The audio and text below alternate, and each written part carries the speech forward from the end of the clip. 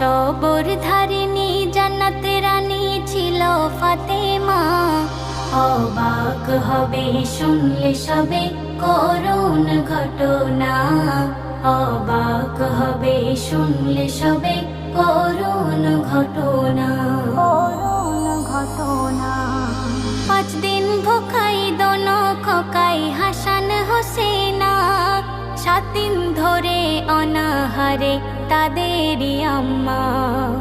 9 দিবসে উপবাসে আছেন শেরে খোদা, সইতে পারে না তার পেটে বড় ক্ষুধা।